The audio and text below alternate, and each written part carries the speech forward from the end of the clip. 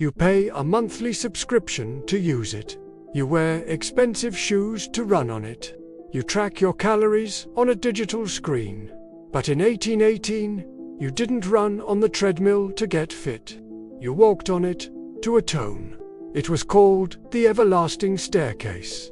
It was designed by a man who looked at the idle poor and saw wasted energy.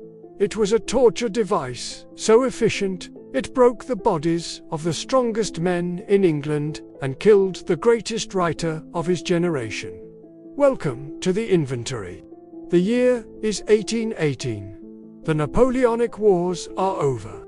Peace has returned to Europe, but chaos reigns in London. 300,000 soldiers and sailors have come home, flooding the streets. There are no jobs. The ruling class didn't see an economic crisis. They saw a moral failing. They believed poverty was a lack of industry. The prisons were overflowing. The old bloody code, hanging a man for stealing a loaf of bread, was failing. They needed a punishment that was less than death, but worse than life. Enter William Cubitt, a miller's son, a civil engineer, a man who looked at a prison yard full of resting men and thought, I can make a machine out of them. Cubitt didn't build a treadmill like the one in your gym. He built a wheel. An external cylinder, 20 feet long, studded with wooden steps.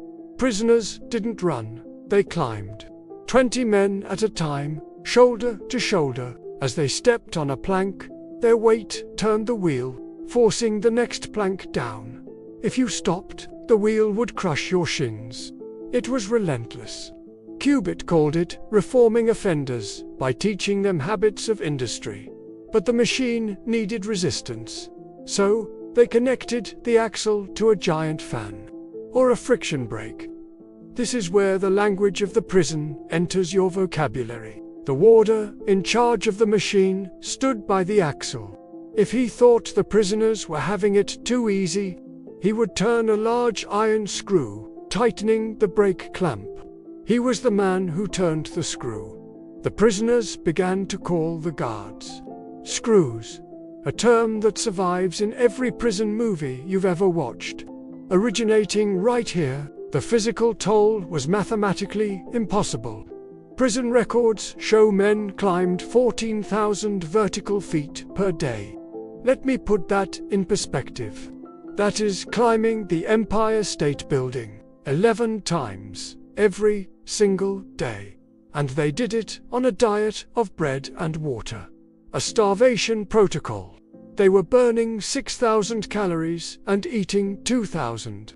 The body has no choice.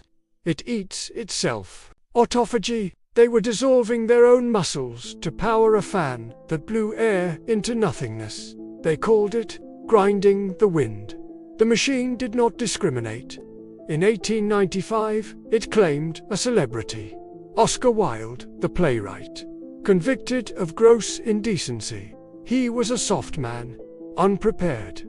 They put him on the wheel for 6 hours a day.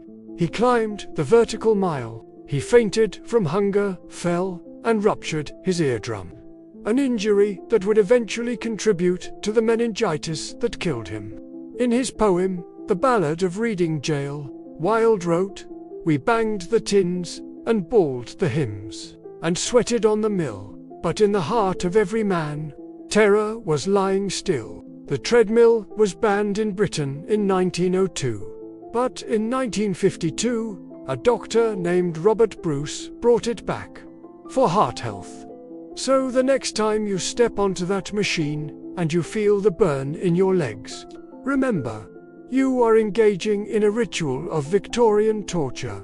The only difference is, you're paying for the privilege. The inventory is never full. Subscribe for the next file.